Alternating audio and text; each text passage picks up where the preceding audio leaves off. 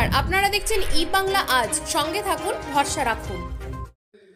হুগলি জেলার 10ঘরার রবিবার রাত থেকে সোমবার দুপুর পর্যন্ত বিভিন্ন এলাকায় কৃষি জমিতে রেমালের ঘূর্ণিঝড় ও বৃষ্টিপাতের ফলে ব্যাপক ফসলের ক্ষয়ক্ষতি হওয়ার সম্ভাবনা দেখা দিয়েছে বেশিরভাগ তিল, বাদাম, শসা, পটল এবং তরমুজ চাষিদের। নিচু জমিতে জল জমে গেছে, তারই চিত্র দেখছেন আপনারা ই বাংলা আজের পর্দায়। ঠিক এই মুহূর্তে আমি দাঁড়িয়ে আছি 10ঘরার শ্রীকৃষ্ণপুর মাঠে। রেমলের ঝড়ে দেখতেই পাচ্ছেন এখানে ঝিঙে বাড়ির মাচা উল্টে গিয়েছে।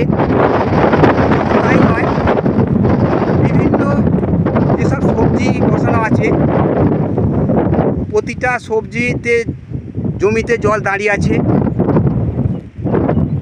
এর ফলে চাষিরা ক্ষতিগ্রস্তের মুখে। চলুন আপনাদের দেখিয়ে দিই এই সবজি ক্ষেতের বিভিন্ন জায়গায় বিভিন্ন রকম চিত্র। ক্যামেরায় আশিস কুমার ঘোষ। চলুন আমরা দেখে নিই এই তরমুজ চাষি চাষ করেছেন, তার বিশাল ক্ষতি হয়ে গেছে এই চাষে। আজকের এই রেমাল ঝড়ে কী বলছেন শুনে নিই, এই চাষে কী ক্ষতি হলো।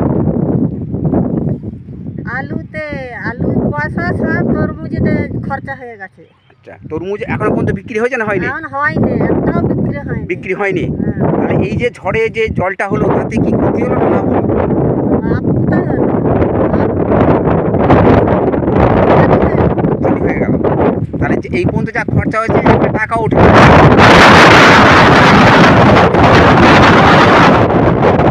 ওই 10 কাঠা জমি গরিব মানুষ।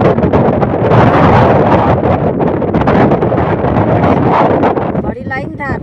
আপনি মাঠে কি চাষ করেছেন? কত বিঘে? 15 কাঠা জমি। তাহলে এই যে রেমাল ঝড়ে বৃষ্টি হয়েছে তাতে কি আপনার চাষের কি ক্ষতি হয়েছে? তরমুজের ক্ষতি হয়েছে।